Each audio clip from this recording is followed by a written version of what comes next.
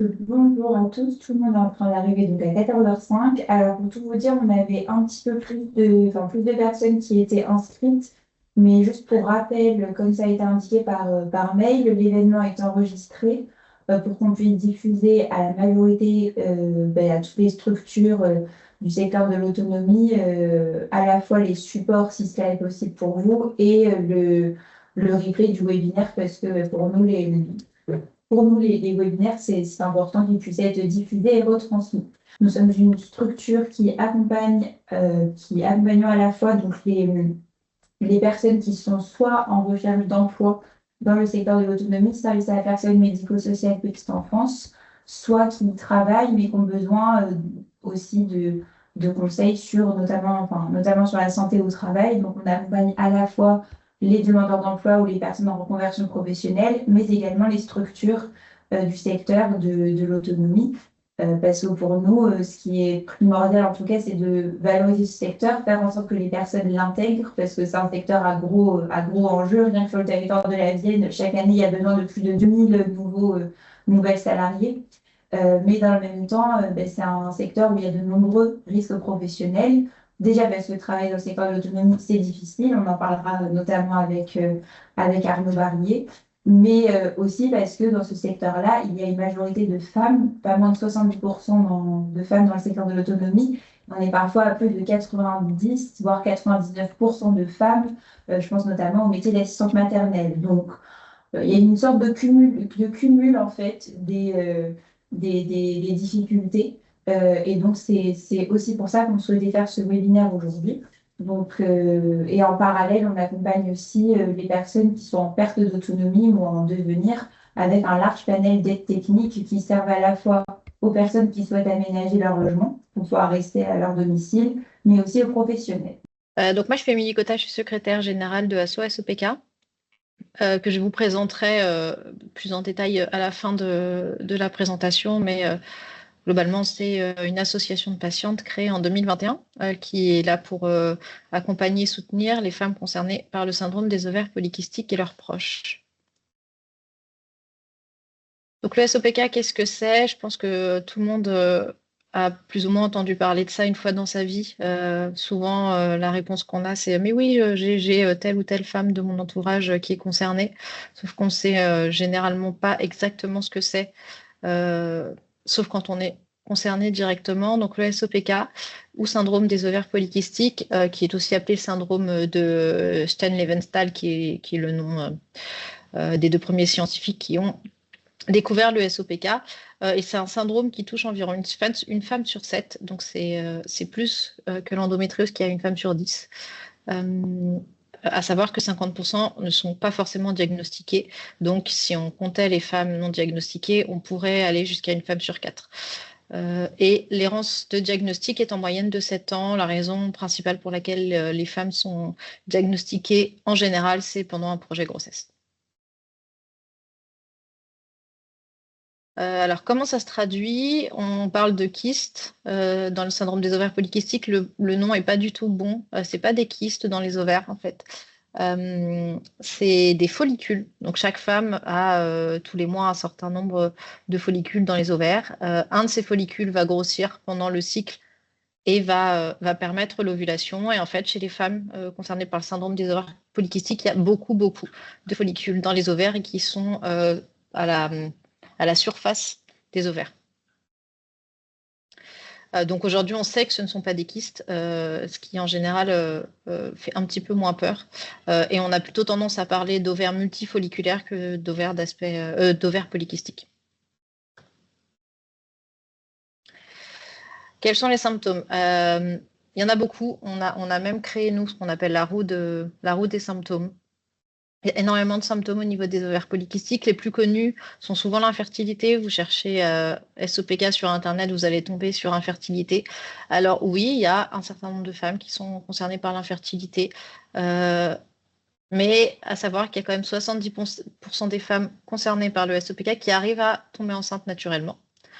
Et ensuite, il y a évidemment le reste qui peut avoir à faire un parcours de PMA, mais la PMA reste quand même très très efficace pour les femmes concernées par le SOPK. Ça reste malgré tout une infertilité. Les ovaires d'aspect multifolliculaire font qu'on a des cycles qui sont beaucoup moins fréquents. Et évidemment, quand vous ovulez 2 fois par an, c'est beaucoup plus difficile d'être enceinte que quand vous ovulez 12 fois par an. Tous les autres, les plus connus, je vais peut-être aller d'abord par les plus connus. On a tous les symptômes liés à l'hyperandrogénie. Donc le SOPK est un syndrome endocrinien avec des hormones androgènes qui sont trop élevées pour une majorité des femmes. Et donc, ça crée de l'acné, de l'hirsutisme, donc la perte de cheveux. Pardon, l'hirsutisme, c'est le fait d'avoir des poils là où les femmes ne devraient pas en avoir. La perte de cheveux, absence ou irrégularité des règles, ça je viens d'en parler. Et après, on a des symptômes qui sont un peu moins connus, mais qui sont tout aussi importants et embêtants dans la vie quotidienne. L'anxiété, la résistance à l'insuline, qui peut créer du diabète à long terme. La baisse de la libido, les migraines, l'humeur changeante qui est due aux fluctuations hormonales, les douleurs pelviennes et musculaires, pelviennes plutôt dues au fait que le corps fait des tentatives d'ovulation régulièrement et qui peuvent créer des douleurs. Musculaires, c'est dû à l'inflammation que tout ça peut créer dans le corps. De la prise de poids, mais aussi de la perte de poids. C'est important de le dire parce que toutes les femmes SOPK ne sont pas en surpoids. Donc, on en a quand même un certain nombre. Alors, ça ne veut pas dire que dès qu'on a une partie de ces symptômes, on a forcément un SOPK. Le SOPK reste une maladie qu'on diagnostique par élimination d'autres maladies.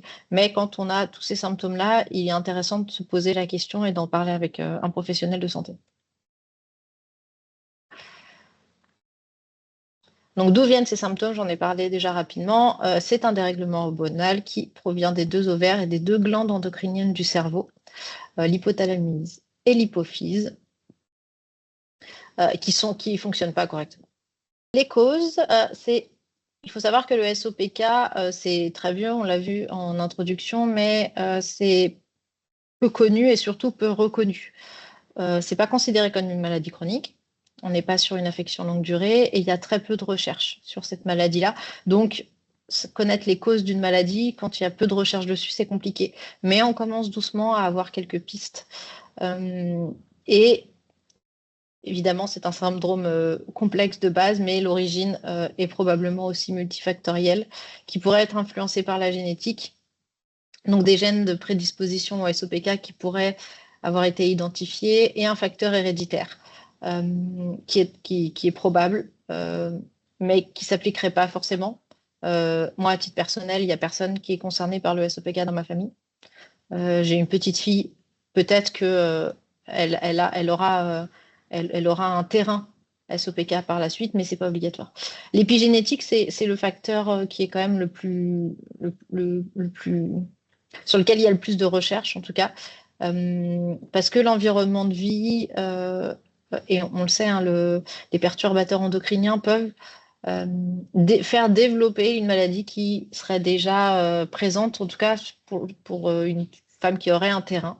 Ça pourrait se développer avec l'épigénétique et l'environnement. Donc, les perturbateurs endocriniens, je viens d'en parler, qui sont des substances qui interfèrent avec notre système hormonal. On en parle beaucoup sur plein d'autres pathologies. C'est environnemental et il y en a de plus en plus aujourd'hui. Et donc, si on corrèle l'épigénétique et l'environnement, on peut probablement expliquer la raison pour laquelle le SOPK va se développer chez certaines femmes et pas d'autres. Les conséquences, donc tout à l'heure, je vous parlais des symptômes, qui sont des symptômes au quotidien, qui sont difficiles à gérer, pour lesquels il faut réussir à trouver des astuces pour améliorer notre quotidien. Mais il y a aussi des conséquences à long terme qui, pour le coup, sont beaucoup moins connues. Le syndrome métabolique, donc qui est plus lié au surpoids, qui est, j'en parlais tout à l'heure, la résistance à l'insuline, qui sur le long terme peut entraîner du diabète, mais aussi des facteurs de risque de maladies cardiovasculaires plus importants. On sait déjà qu'en tant que femme, on a des risques de maladies cardiovasculaires plus importantes que les hommes. Avec un SOPK, vous rajoutez encore une couche.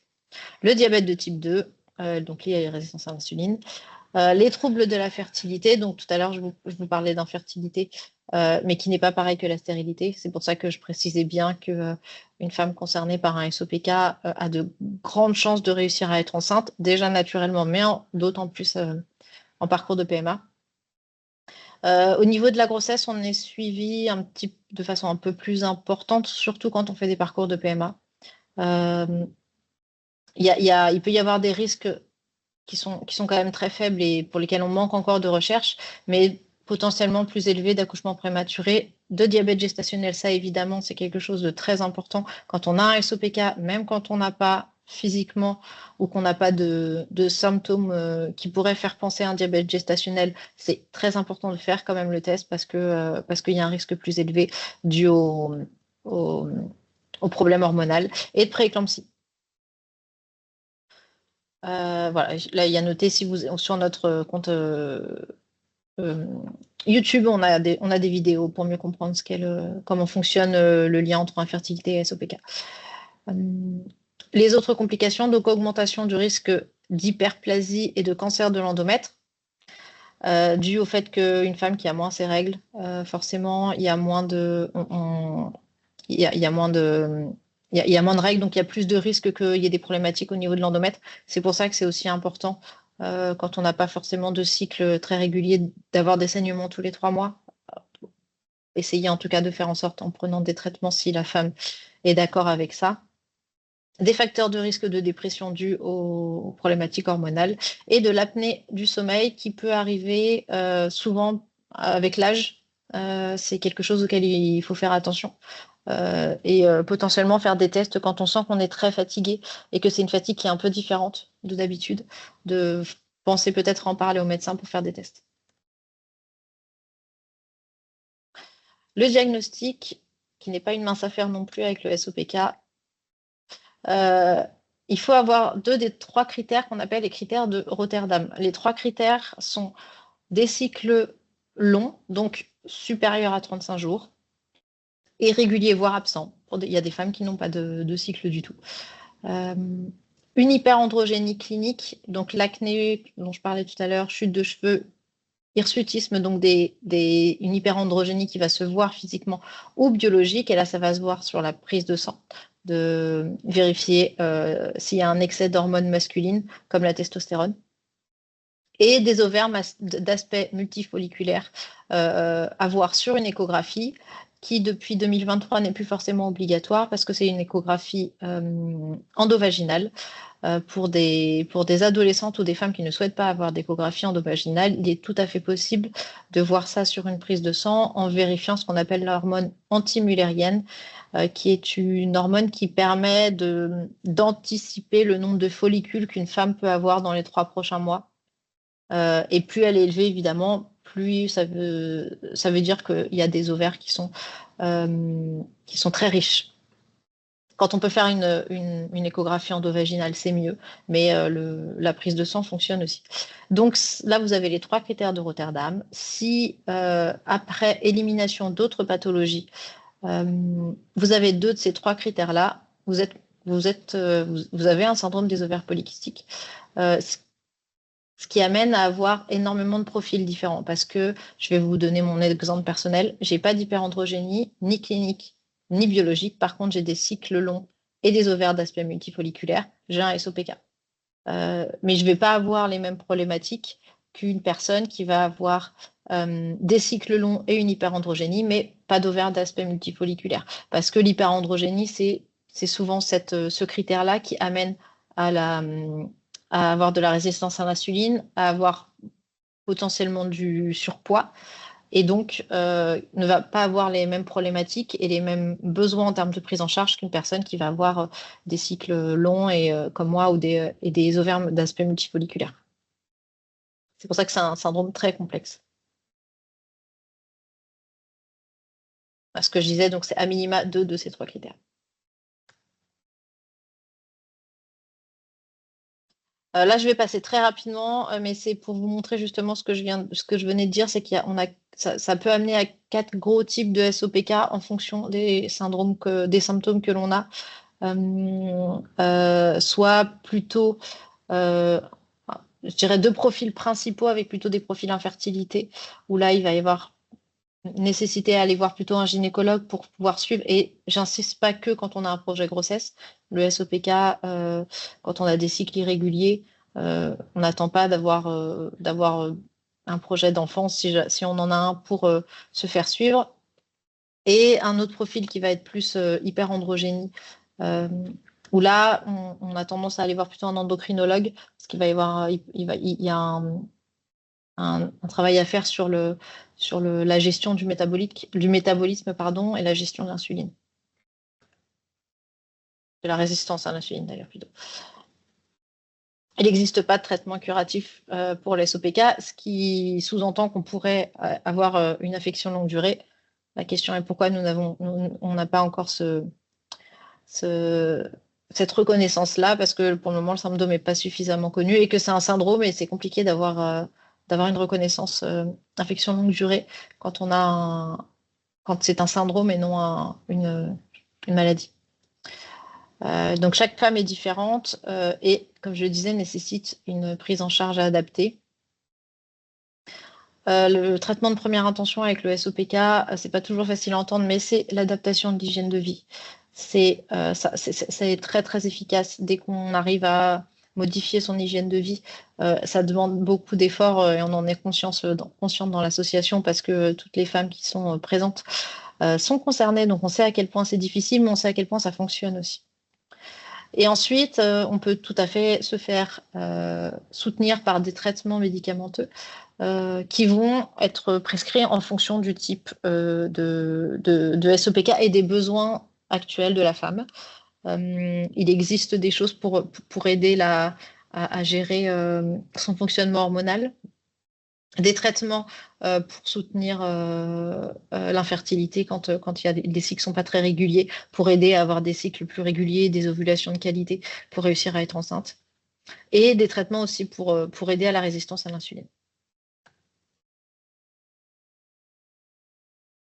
Donc là, qui consulter, donc principalement gynécologue ou endocrinologue.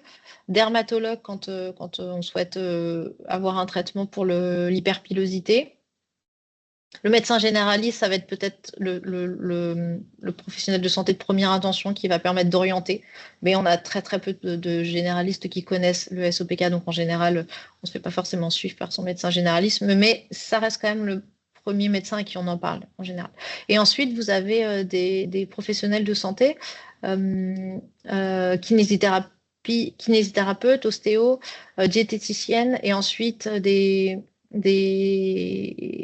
techniques complémentaires, naturopathe, sophrologie, acupuncture, et il y en a beaucoup d'autres, hypnothérapeutes, tout ce qui peut permettre d'aider les femmes à prendre soin d'elles et à prendre soin de leur corps et de les accompagner dans un mieux-être et dans la gestion aussi de la santé physique, mais surtout de la santé mentale.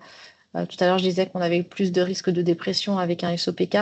Il y a les problématiques hormonales, mais aussi le fait de vivre avec une maladie qui a un impact pour certaines physique, donc difficile de vivre avec un corps qu'on a du mal à accepter.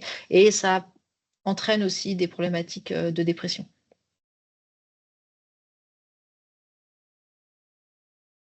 Donc, comme je le disais, adapter son hygiène de vie via l'alimentation, le stress, les émotions, l'activité physique, le sommeil, on n'en parle pas assez, mais c'est très très important.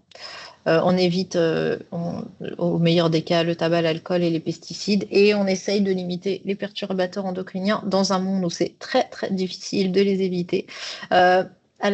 L'idée, c'est avant d'essayer de les éviter, peut-être de s'informer sur ce que sont les perturbateurs endocriniens et voir en fonction de ça dans notre vie quotidienne comment nous on peut essayer de les limiter sans pour autant les supprimer totalement, ce qui est, je le dis à titre personnel, c'est très très très difficile, mais quand on sait où il y en a, on a conscience des choses.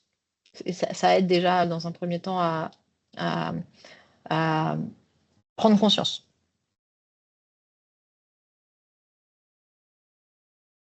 Là, je vais passer assez rapidement. Je pourrais vous envoyer le support de toute façon. Mais c'est plus concrètement comment adapter son hygiène de vie. C'est des pistes. C'est absolument pas exhaustif. Mais ça reste des pistes intéressantes. Favoriser des aliments bruts, consommer des huiles riches, notamment en oméga 3. Et ensuite, les aliments à IG bas pour les femmes qui ont une résistance à l'insuline. Et activité physique ne veut pas forcément dire activité sportive. Faire son ménage, c'est de l'activité physique. Aller marcher, c'est de l'activité physique.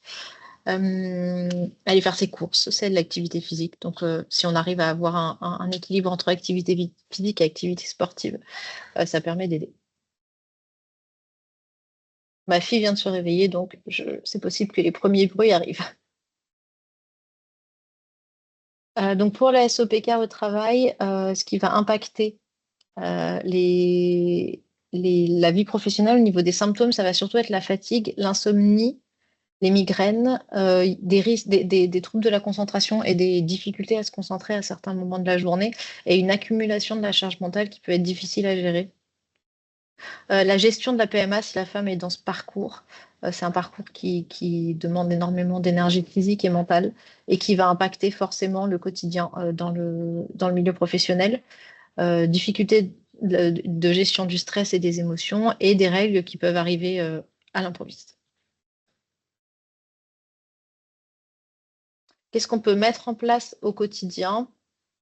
Il est possible d'avoir des mi-temps thérapeutiques, avoir un employeur compréhensif et à l'écoute. Pour ça, il faut aussi être en capacité d'en parler à son employeur, ce qui n'est pas forcément facile. Mais dans un contexte bienveillant, ça peut être intéressant que l'employeur soit au courant. Avoir plus de pauses, même si c'est des pauses de 5-10 minutes, ça peut aider à la concentration. Pouvoir aménager les horaires en fonction de son état de fatigue. L'aménagement du poste de travail et notamment avoir un poste de travail avec de la luminosité. Et quand c'est possible, de la mise en place du télétravail partiel. Et là, je vous présente rapidement donc l'association. SOS OPK, c'est une association créée en 2021 par 2 femmes qui ont concernées par le SOPK. L'objectif, c'est d'agir, informer et sensibiliser sur le sujet du SOPK. Et on a évidemment aussi pour but de faire reconnaître la maladie sur du plus long. Enfin, on est sur un objectif à long terme. Mais dans l'idée, ce serait de pouvoir faire reconnaître le SOPK comme une maladie chronique. Les membres du bureau, qui sont aussi depuis peu formés et qui sont patientes expertes. Donc, il y a Caroline Bernard, qui est la présidente et l'une des 2 fondatrices. Angélique Paulin, qui est vice-présidente et trésorière de l'association. Florine Gérardin, qui est référente des bénévoles. Et moi-même, Émilie Cotta, qui suis secrétaire générale. On a aujourd'hui une centaine d'adhérents et une trentaine de bénévoles répartis sur toute la France. Et grâce à elles, on organise beaucoup d'actions en région. Je crois que j'en parle juste après. On a un comité scientifique aussi, composé d'une endocrinologue, le docteur Borges, une gynécologue, docteur Peigné, endocrinologue spécialisée dans la reproduction, le docteur Lubin, et une radiologue spécialisée en imagerie de la femme, qui est le docteur Bordone. Au niveau de nos actions, l'action phare qu'on organise tous les ans, c'est le forum du SOPK, qu'on organise pour je crois, si je ne vous dis pas de bêtises, 4e édition. Je crois que c'est ça. Ouais, c'est ça, 4e édition au mois de septembre 2026 à Paris. Et qui est un forum sur la journée où des intervenants professionnels de santé et patientes viennent faire des interventions et qui est ouvert à toutes. Donc, c'est en direction des patientes, mais on a beaucoup de professionnels de santé qui s'inscrivent aussi pour se former sur le SOPK pour rencontrer d'autres patientes. On organise des rencontres en région en fonction de là où se trouvent nos bénévoles, qui sont des rencontres autour de 5-10 personnes. On essaye de limiter le nombre, et qui sont soit avec des professionnels de santé sur une thématique spécifique, soit des temps d'échange entre pairs. On participe à beaucoup de congrès médicaux, le plus important étant le Paris Santé Femmes à Paris, auquel on participe tous les ans. L'objectif, c'est de former et de se faire connaître auprès des professionnels de santé. Et on a arrêté, mais on a aussi des webinaires en ligne qui sont disponibles sur notre site internet. Et je crois que j'en parle juste après. On est aussi très active. Donc ça, c'est les autres actions. On est aussi très active sur les réseaux sociaux. On a un site internet, donc un compte Instagram, un compte LinkedIn, un compte Facebook, un compte TikTok et enfin un podcast qui s'appelle Les Chroniques du SOPK, auquel on propose un nouvel épisode tous les mois.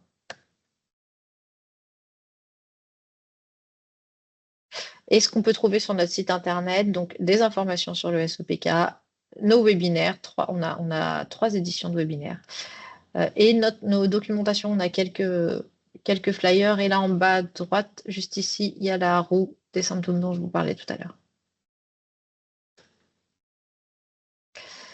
Merci à tous pour votre attention et je suis disponible si vous avez des questions.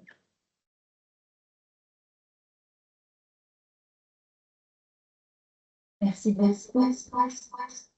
Merci beaucoup pour cette présentation. Je vois qu'il y a une question dans le chat, je ne sais pas si vous le voyez. Alors, enfin, si vous la voyez, pardon. Donc, comment est-il possible de vous rejoindre ou de rencontrer d'autres membres en proximité? Parce que c'est vrai que vous avez indiqué que vous intervenez pas mal en région.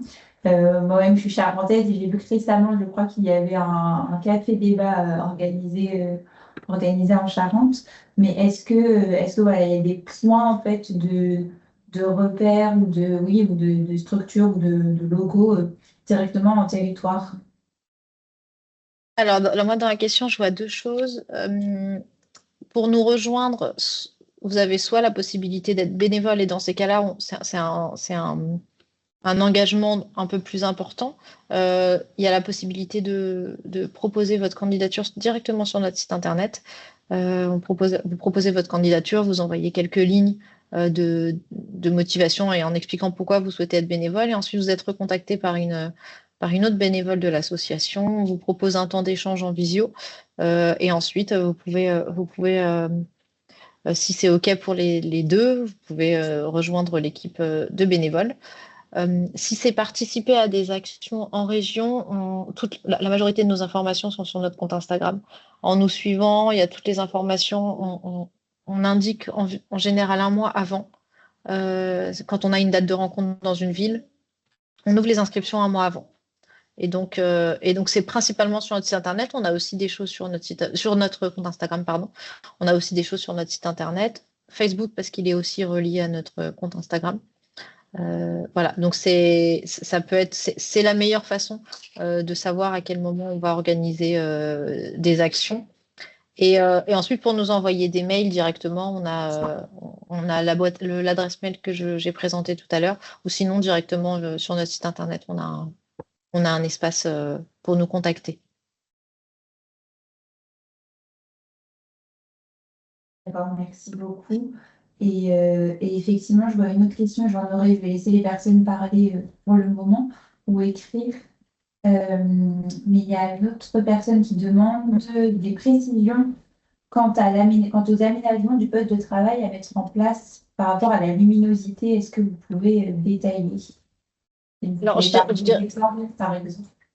je dirais que pour ce qui est du poste de travail en lui-même, c'est vrai que la luminosité, c'est important pour le mental surtout. Mais ce qui va jouer plus, c'est la possibilité de gérer son temps de travail. Pour moi, en fait, c'est principalement ça.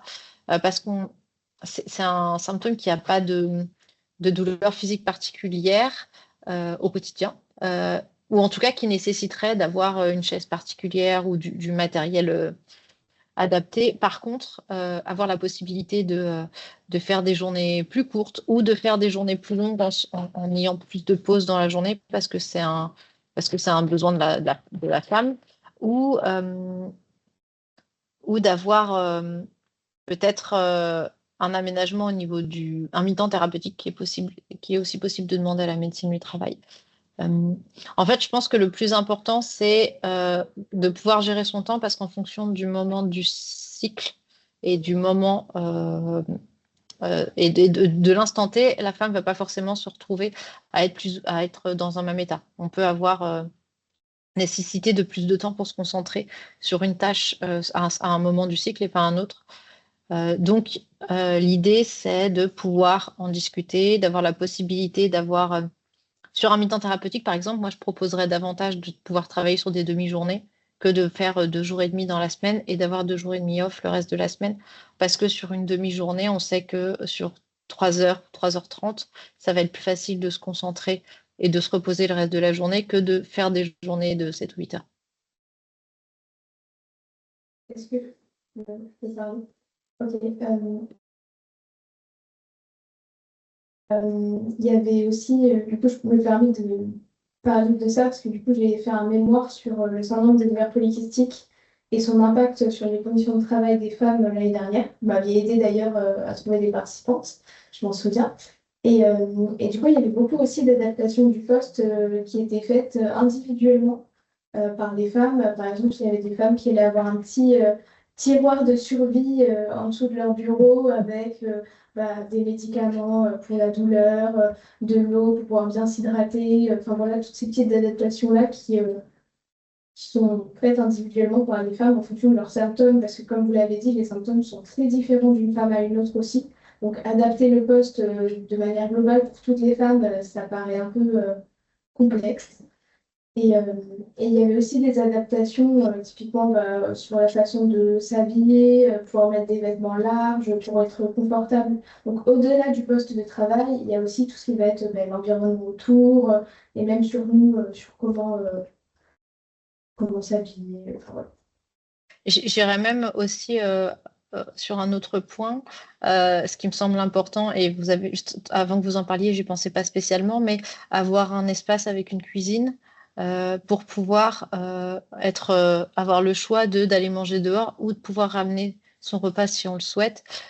Parce que c'est très difficile dans certains endroits et malheureusement dans trop d'endroits de réussir à trouver des choses qui vont être adaptées à une femme qui va avoir de la résistance à l'insuline, par exemple. Donc le tiroir de survie est hyper important. Moi, je sais que c'est vrai que j'y pense pas en adaptation, mais j'en ai un aussi. Mais par contre, avoir un espace pour pouvoir, soit une cantine qui permette d'avoir un repas suffisamment équilibré, soit de pouvoir ramener son plat et le réchauffer. Alors, c'est vrai que si on le lit, enfin, si on lit tout ça un peu au secteur de l'autonomie, c'est vrai que la particularité, et notamment quand je voyais les propositions d'aménagement du poste de travail notamment, moi je me place un peu comme si, même si je ne le suis pas du tout, mais salarié du secteur des services à la personne ou de la petite enfance, voire du médico-social, je me dis qu'il y a certains aspects qui peuvent être compliqués à mettre en place parce que la majorité des salariés du secteur interviennent à domicile. Difficile d'avoir, à moins d'établir une communication. Enfin, de toute façon, il faut pouvoir communiquer avec les personnes chez qui on intervient, mais ça peut être très, très difficile à mettre en place. Euh, et puis pareil sur l'aménagement des horaires et la gestion du temps, comme ce sont déjà des horaires très, très hachés, en fait, soit tôt le matin, soit tard le soir. Je me demandais un peu comment ça pouvait aussi, comment on pouvait élever tout ça. Et deuxième question, est-ce que vous, parce que enfin, nous on le sait, voilà, je le disais au début, il n'y a pas moins de 70% de femmes dans le secteur, parfois plus de 99% de femmes qui subissent des risques professionnels de manière générale très complexes. Et puis, parce qu'elles sont femmes, des discriminations, des VSS parfois, enfin, ça arrive. Et donc, vient s'ajouter, sinon c'est pas drôle, différentes maladies dites féminines, comme le syndrome SOPK. Mais du coup, est-ce que vous, comme vous accompagnez aussi, vous souhaitez vous faire connaître davantage et vous accompagnez des personnes qui ont ce syndrome-là. Est-ce que vous savez s'il y en a qui travaillent qui viennent de ce secteur-là? Est-ce que vous avez un peu euh, des données comme celle-ci à nous transmettre? Alors, pour répondre à la première question, euh, et je ne sais pas dans quelle mesure c'est possible, mais quand on peut ni gérer les horaires de travail, ni l'espace, il serait important peut-être de laisser des temps de pause entre chaque personne que les femmes vont aller voir.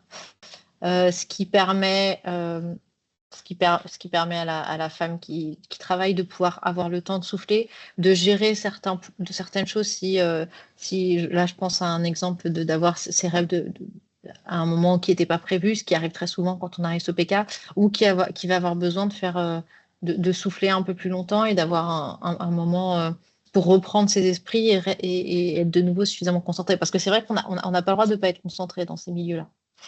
C'est pas des moments où on peut se dire je vais faire une tâche qui va me demander un peu moins d'énergie. Non, là, c'est pas possible. Donc, il faut un moment, un temps où ces femmes elles peuvent relâcher et se dire bah là, c'est bon, je souffle et ensuite je reprends de l'énergie. Sur la deuxième question que j'ai oubliée, Pardon. Est-ce qu'à peu près, parce que nous, on accompagne les femmes. Ah oui, oui. Combien il y a de femmes? Alors, eh ben, en y réfléchissant, pas beaucoup. Voire là, de tête, dans celles que je connais, il n'y en a pas. Et je me dis que des métiers qui pourraient s'y ressembler un petit peu, des personnes qui travaillent dans le commerce, qui travaillent qui sont vendeurs en magasin. C'est des métiers qui sont très physiques. Et en fait, c'est des femmes qui aménagent leurs horaires dans le sens où elles vont pas faire de temps plein. Et elles voient avec leurs responsables pour faire ce que je disais tout à l'heure, des journées de 3-4 heures. Et qui vont réussir à tenir le rythme de cette manière-là. Et en général, qui évitent de commencer très très tôt le matin. Parce qu'elles ont souvent besoin de sommeil, de plus de sommeil. Donc elles vont essayer de faire soit l'après-midi, soit de commencer assez tard dans la matinée. Et c'est comme ça qu'elles aménagent leur temps de travail principalement, parce que ça reste des métiers qui sont très physiques aussi. Et en fait, qui dit métier physique dit aussi une nécessité de récupérer et qui va être plus longue qu'une personne qui va faire du travail de bureau. C'est très intéressant parce que en fait, ça ne veut pas dire qu'il n'y en a pas, mais je sais que dans beaucoup de secteurs, enfin, et notamment le secteur de l'autonomie, je ne vais pas monopoliser la parole pour pouvoir laisser aux autres intervenants, mais c'est vrai que c'est passionnant parce qu'en fait, notamment dans le secteur enfin, du care, du prendre soin, les salariés professionnels de ce secteur-là, mais souvent minimiser, voire banaliser aussi ce qu'elles vont subir, soit les conditions de travail ou discrimination ou autre, parce que les personnes handicapées sont vieillissantes, etc. Donc ça peut aussi être le cas un peu sur ces aspects-là, en disant que c'est pas grave. En plus, on sait que enfin, c'est vrai que les soignants, de manière générale, les soignants ont vachement de mal préfèrent soigner les autres plutôt que de se soigner eux-mêmes aussi. Donc ça ne veut pas dire qu'il n'y en a pas, mais ça me fait penser à autre chose parce que dans le secteur de l'autonomie, il y a de plus en plus de personnes qui sont reconnues travailleurs en situation de handicap. Il y a pas mal de personnes qui souhaiteraient travailler dans ce secteur-là, qui sont reconnues travailleurs en situation de handicap, mais qui se posent la question de est-ce que je suis vraiment à ma place? Est-ce que je peux vraiment intégrer ce secteur-là alors qu'elles le pourraient? Et du coup, c'est vrai que y a peut-être enfin, votre travail est très intéressant parce que c'est un travail de sensibilisation aussi à se dire des solutions existent. Si j'ai vraiment envie de travailler, pourquoi pas enfin, auprès de la petite enfance ou dans les services à la personne, c'est possible en mettant en place des outils et des dispositifs assez intéressants. Mais c'est vrai que si on ne sait pas, je pense qu'on n'ose pas. Et c'est tout l'enjeu aussi de votre association. Et du coup, c'est pour ça que je voulais savoir à peu près s'il y avait des femmes que vous accompagnez qui seraient susceptibles de travailler dans ce secteur-là, étant donné que c'est un secteur extrêmement féminisé. Ouais, mais je pense qu'il y en a beaucoup qui se l'interdisent de peur justement de se retrouver à subir plutôt qu'à vivre ce travail-là. Et donc, c'est hyper important de dire que oui, c'est possible avec des aménagements. La médecine du travail est là aussi pour accompagner les femmes qui souhaitent s'engager vers ces milieux-là et qui auraient besoin d'aménagement de temps de travail. C'est leur métier aussi. Les médecins du travail sont là pour ça. Donc, il ne faut vraiment pas hésiter à les solliciter. Et il y a des fois, je sais que c'est difficile d'oser parler de sa maladie à son employeur. Mais ça peut vraiment désamorcer certaines situations.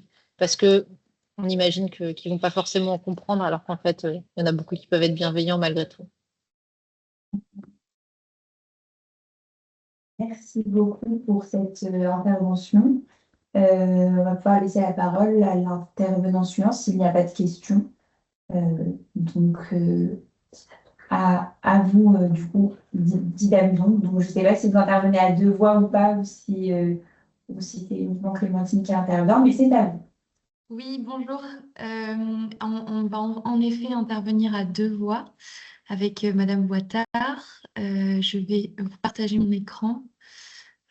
Hop. Oui, on voit très bien. Ok, super.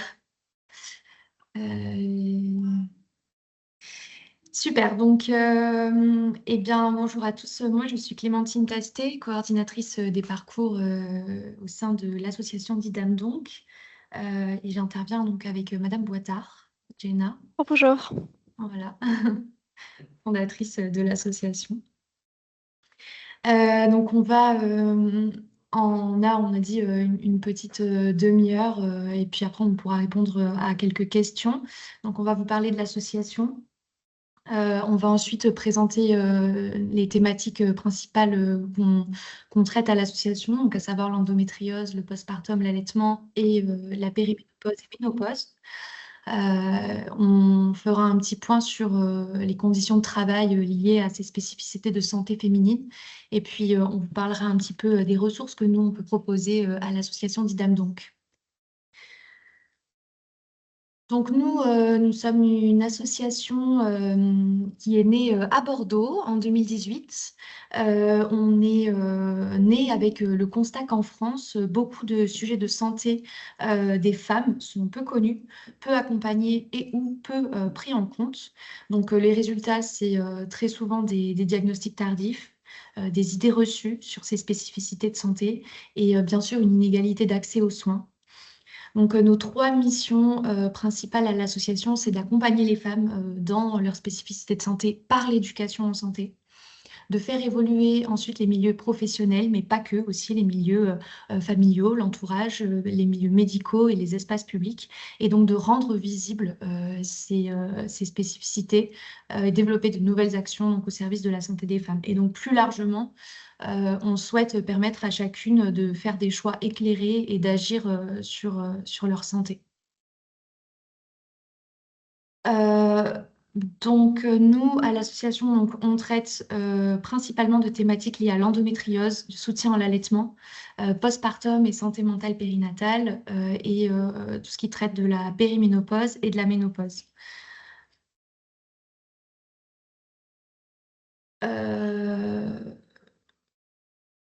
Peut-être que Jenna, je peux te proposer de faire un petit historique de l'association. Oui, avec plaisir. Donc, du coup, juste pour vous dire, nous, on est un acteur de la prévention et de la promotion de la santé. Donc, on est spécialisé sur les sujets de santé féminine. Et nous, donc, comme l'a dit Clémentine, notre but, c'est vraiment d'adresser les trous dans la raquette en santé publique. Et donc, ça, c'est vraiment l'origine, l'histoire de notre association. C'est avant tout d'accompagner les femmes à mieux vivre ces spécificités-là de santé féminine et de faire évoluer l'ensemble des milieux. Donc, quand on s'est rendu compte que quand on accompagnant les femmes sur la périménopause, ménopause, endométriose, à mieux vivre, à faire de l'éducation en santé ou la promotion en santé, à mieux vivre, à les préparer à cette période de vie qu'est la périménopause, par exemple, ou à mieux comprendre, à mieux vivre l'endométriose, on s'est vite confronté, est-ce qu'on s'y attendait évidemment, on s'est vite confronté à des enjeux en milieu professionnel. Donc ça a été fondamental pour nous de pouvoir poser ces constats-là, parce qu'en fait, ces spécificités-là de santé féminine, ce qu'elles vivent, ce qu'on va pouvoir vous décrire en quelques mots sur chacune de ces thématiques tout à l'heure, c'est que ça ne s'arrête pas sur le paillasson des entreprises, en fait. Ces vécus-là vont être vécus ces vécus-là de santé féminine vont aussi impacter, en fait, le quotidien de travail et les trajectoires professionnelles des femmes. Ça, c'est fondamental de le comprendre et c'est la raison pour laquelle on invite les entreprises à agir, à se mobiliser sur ces questions de santé féminine au travail. pour lutter contre la prévention du risque de désinsertion professionnelle et pour réduire les inégalités professionnelles liées à ces thématiques-là. Merci Jenna. Donc sur notre site internet, je pourrais vous redonner le nom du site internet tout à l'heure, mais donc on propose bien sûr des ressources sur ces thématiques-là, donc des ressources gratuites et fiables, avec des articles, des podcasts, des cartographies aussi de professionnels susceptibles d'être formés sur ces thématiques. Oui, Voilà. donc ça, ce sont des ressources plutôt à destination des femmes que vous pouvez vous saisir, vous. Alors, c'est vrai que ça pourrait être intéressant, Laly, si c'est possible, qu'il y ait un petit tour de table. Je crois qu'il y avait 5-6 participants. Ça pourrait vraiment être intéressant de faire un petit tour, vu enfin, c'est plutôt accessible, pour comprendre un petit peu l'intérêt, les enjeux des participants et puis connaître un petit peu aussi leur poste. Donc ça, on a de la ressource à destination plutôt pour les femmes. Et à la fin, on a de la ressource pour les entreprises ou les employeurs, pardon, que ce soit collectivité, entreprise ou association, peu importe, finalement, le statut, ça n'a pas d'importance. Et notamment, on a une nouvelle saison de podcast qui est dédiée à la santé des femmes au travail, comme un véritable enjeu d'égalité professionnelle. Et donc, on a interviewé différents juristes spécialisés en droit du travail, des médecins du travail. On citait tout à l'heure les médecins du travail comme une ressource fondamentale, service de prévention et santé au travail. Voilà, donc on a une nouvelle saison qui arrive, qui est plutôt destinée aux dirigeants, aux RH, aux responsables diversité, qualité, conditions et qualité de vie au travail, et aux managers. Donc on a ces doubles entrées, ces deux ressources à double entrée. Merci. Alors, donc on va passer à la thématique endométriose. En quelques chiffres, l'endométriose, c'est une femme sur 10 en France, mais sur 6 si on compte les errances de diagnostic. On voit 7 à 10 ans d'errance de diagnostic. Donc c'est entre 1,5 et 2,5 millions de femmes. La première cause de douleurs chroniques chez la femme et de troubles de la fertilité. Et donc on voit aussi que c'est 80% de ces femmes qui sont atteintes d'endométriose qui souffrent de douleurs chroniques qui sont invalidantes, avec un coût mensuel de reste à charge qui est assez élevé pour ces femmes, donc de presque 150 €.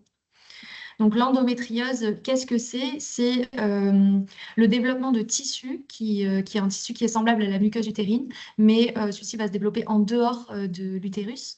Donc ça peut, bien sûr, on l'a dit, entraîner des douleurs aiguës, des difficultés à tomber enceinte, donc une infertilité. Et un diagnostic, donc il y a un diagnostic retardé. Ça vient du fait qu'il y a la dimension sociale, tant au niveau individuel qu'au niveau du couple, mais aussi au niveau de la société. Voilà, on ne perçoit pas toute la douleur de la même manière et on n'y attribue pas toute la même importance. Donc l'errance médicale est en moyenne 7 ans pour diagnostiquer l'endométriose. Et évidemment, voilà, les symptômes et leurs manifestations varient fortement d'une personne à une autre. Voilà, je ne sais pas si tu as des choses à ajouter, Jenna. Peut-être que si vous avez des questions, n'hésitez pas, vraiment, on veut que ça soit surtout interactif, donc n'hésitez pas au fur et à mesure qu'on balaye les thématiques de pouvoir l'évoquer.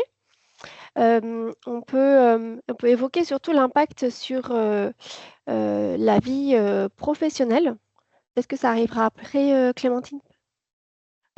Oui, alors ce sera les impacts sur la vie professionnelle, puisqu'on va parler de tous les impacts qui sont liés aussi au postpartum, périménopause, ménopause.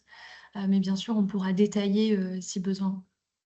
Oui, il y a des statistiques qui sont liées à l'endométriose. 65% des femmes touchées par l'endométriose indiquent que ça a impacté leur travail et 1 sur 4 renoncent à leur travail ou à leur statut. C'est un petit peu, ça rejoint un petit peu les constats qui ont été faits en première partie, c'est que les femmes estiment que leurs conditions de travail ne sont pas compatibles avec leur état de santé. Et qu'elles ont besoin de trouver plus de souplesse, notamment. Et voilà. Alors, c'est une chose de changer de travail, c'en est une autre de le subir, en fait. C'est un choix subi, ce qui est complètement différent. Voilà, et souvent s'orienter vers des métiers plus indépendantes où elles vont pouvoir en effet mieux gérer leurs horaires de travail, moduler comment elles se sentent. Voilà, ça induit aussi de l'absentéisme diffus, ponctuel. Et à ce titre, on a la chance du coup d'avoir l'ARACT et l'ANACT qui avec nous aujourd'hui qui nous parleront en effet de leur kit très très précieux qui a été déployé sur l'endométriose pour mieux aider les entreprises à se saisir de ce sujet-là et de pouvoir avoir des leviers d'action à tous les niveaux. Je ne veux pas empiéter sur le sujet d'Arnaud, mais c'est vraiment hyper précieux. Il y a à la fois un vrai enjeu en fait de comprendre. On ne peut pas agir en entreprise si on ne comprend pas déjà de quoi on parle. C'est vraiment la première marche. Donc c'est ici qu'on essaie un petit peu de résumer. Donc n'hésitez pas si vous avez des questions. Voilà. Et ensuite, il y a plusieurs, en effet, levées d'action tout à fait possibles pour vraiment lutter contre ce risque de désinsertion professionnelle et limiter l'impact sur les trajectoires professionnelles des femmes.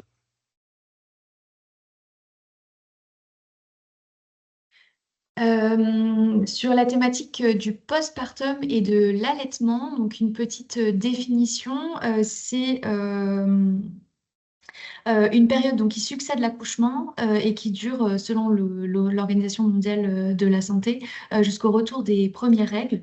Donc bien souvent, cette période ne se limite pas forcément aux premières semaines après l'accouchement, puisque d'une part, certaines femmes peuvent vivre des symptômes physiques et mentaux du postpartum jusqu'à 1 an après l'accouchement. Et puis le retour des premières règles est très variable d'une femme à une autre, selon si on allaite ou pas, par exemple.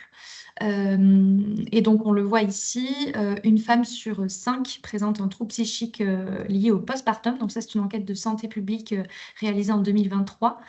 Et puis, plus de 60% des femmes décrivent une fatigue intense et durable dans les mois qui suivent l'accouchement, selon l'enquête du ministère de la Santé en 2024.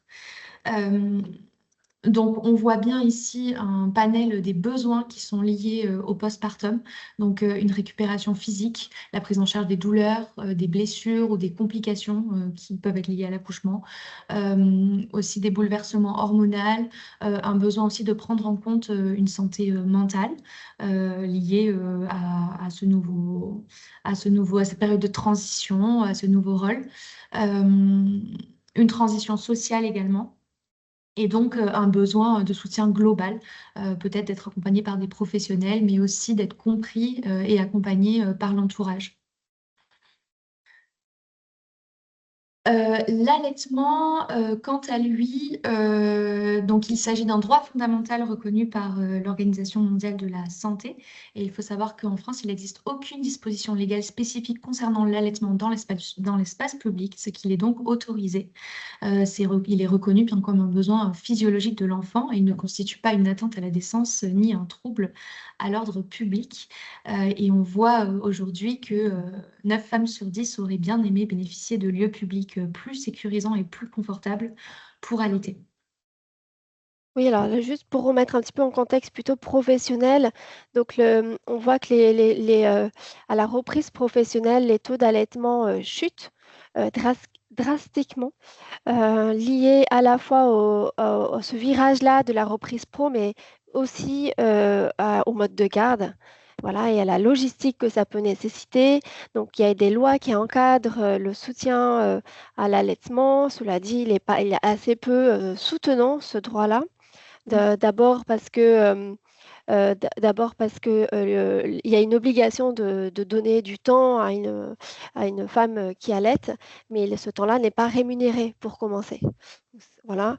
Et deuxième point, les salles d'allaitement sont obligatoires à partir de 100 salariés femmes dans les entreprises. Donc, alors qu'il existe des façons très faciles de soutenir les femmes qui allaitent. Donc pour nous, c'était aussi important d'évoquer des sujets de santé féminine qui ne sont pas que des pathologies, mais qui sont vraiment qui s'ancrent, dans le parcours de vie des femmes. Voilà. Et dans les façons de pouvoir soutenir une femme qui allait, ça va être déjà plusieurs éléments. Ça va être de pouvoir préparer, en fait, de pouvoir recevoir cette femme à son retour, voire même de préparer en amont de son retour par un entretien. Voilà. Des fois, la seule pièce qui ferme à clé, ce sont des toilettes dans certaines structures ou petites structures. Donc voilà, ça pose quand même question sur des conditions dignes d'allaitement. Des fois, c'est simplement l'accès à un frigo. Donc, en effet, quand on va de domicile à domicile, ça aussi, ça peut se questionner. Ou voilà, dans le secteur de la petite enfance, qui est peut-être plus sensibilisé aussi à ces questions-là, ou pas. Donc, c'est assez varié, nous, dans nos expériences aussi, finalement. Voilà. Donc, en tout cas, il y a des facilités. Nous, on propose un macaron aux entreprises pour pouvoir aussi dédier des salles sur des moments très ponctuels, finalement, pour pouvoir communiquer, pour pouvoir mieux fluidifier et communiquer ces temps où les femmes pourront tirer leur lait, d'autant plus que c'est une période assez temporaire, vu que les besoins de l'enfant évoluent. Donc, généralement, c'est une histoire de plusieurs semaines ou mois. Donc, c'est assez facile à mettre en œuvre et assez peu coûteux pour le coup, de pouvoir concilier ces éléments-là. Merci Jenna. Donc on continue sur les grandes périodes, phases de la vie d'une femme, ou en tout cas une période à laquelle beaucoup de femmes sont confrontées, pardon. Donc c'est la périménopause et la ménopause. Donc une petite définition que vous verrez ici sur le schéma. La périménopause, c'est une période qui peut durer entre 3 et 10 ans et qui se caractérise par une fréquence irrégulière et des flux irréguliers de règles. Et une apparition des premiers symptômes. On verra, on fera un petit panel après des symptômes qui y sont liés. Et puis, à partir de à peu près 51 ans, on est considéré comme en ménopause, pardon, après 12 mois sans règles, avec des symptômes persistants durant ces 12 mois. Et donc, la post-ménopause, après l'absence permanente de règles. Et donc, bien sûr, des risques associés, c'est-à-dire une santé osseuse et cardiovasculaire plus vulnérable. Donc, ça concerne 17,2 millions de femmes en France, et donc 500 nouvelles femmes chaque année. Et il y a 87% de femmes qui présentent au moins un symptôme de ménopause, en plus de l'irrégularité ou l'arrêt des règles. Donc, ça commence à partir entre 40 et 45 ans. Donc, un panel des symptômes, il me semble qu'il y en a aux alentours de 40 différents. Donc, ça peut être des symptômes qu'on appelle thermorégulateurs, donc des bouffées de chaleur, des sueurs nocturnes, des symptômes aussi psychologiques. Une irritabilité, une anxiété, une baisse de concentration. Ça peut bien sûr aller jusqu'à des troubles dépressifs, du stress, des crises de pleurs, de la fatigue mentale. On va avoir tout ce qui est caractéristiques génito-urinaires, donc avec les sécheresses vaginales, les fuites urinaires, les problèmes de périnée, des symptômes musculaires, des douleurs articulaires, des raideurs, pardon. Des symptômes liés à la peau, des sécheresses cutanées, des symptômes liés au sommeil et à la fatigue. Et puis après, donc des symptômes plus généraux, donc une prise de poids abdominale aussi, cognitif aussi, troubles de la mémoire, troubles de l'attention, et neurologique, migraine, hypersensibilité. Donc, l'apparition de ces symptômes n'est pas toujours mise en lien avec la périménopause ou la ménopause, parce qu'il y en a beaucoup et encore une fois, c'est très disparate entre les femmes. Mais voilà, il faut savoir qu'il en existe une multiplicité. Oui, là pour compléter, donc déjà le tableau peut paraître hyper anxiogène de cette liste-là à la Prévert des plus de 40 symptômes. Mais l'objet, c'est pas ça, c'est plutôt de pointer qu'il y a il y a des symptômes qui sont mieux identifiés que d'autres. Tout le monde peut citer les bouffées de chaleur, mais en fait, il y en a plein d'autres. C'est un peu la partie immergée de l'iceberg. Et que finalement, il y a des symptômes qui sont peu visibles, comme des symptômes psychologiques, l'irritabilité, le changement d'humeur, peuvent être très, très gênants dans la vie quotidienne, ou la fatigue, ou les sueurs nocturnes qui vont impacter vraiment le quotidien de travail. Ça, c'est ce que nous indiquent les femmes, de ne pas pouvoir se reconnaître. Il y a des femmes qui nous racontaient voilà, être des agents d'accueil, et que ben, voilà, elles ne peuvent pas des fois retenir leurs larmes si on leur parle pas bien, ou voilà, et du coup ça les gêne très très fort, et ça leur fait perdre confiance en elles, dans leur estime. Ça peut amener aussi des renoncements à des désengagements, pardon, silencieux à leur poste, et jusqu'à des fois renoncer à des promotions, renoncer ou partir à des départs à la retraite plus tôt, voilà, et ou à subir des temps partiels également. Donc, de même, ça a un véritable aujourd'hui impact. Il y a assez peu d'études en France, mais elles sont beaucoup mieux documentées en Angleterre. Ça, c'est pareil, avec l'ANACT a beaucoup travaillé dessus. Peut-être qu'Arnaud on dira un petit mot également sur ces sujets-là.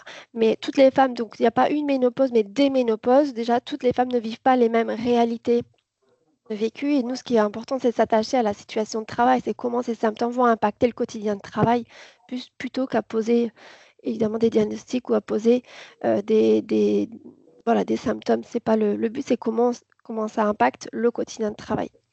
Et la santé, parce que c'est aussi à double sens, ça c'est vraiment, les études montrent, c'est que des environnements stressants vont majorer des symptômes comme les bouffées de chaleur, vont les augmenter leur intensité.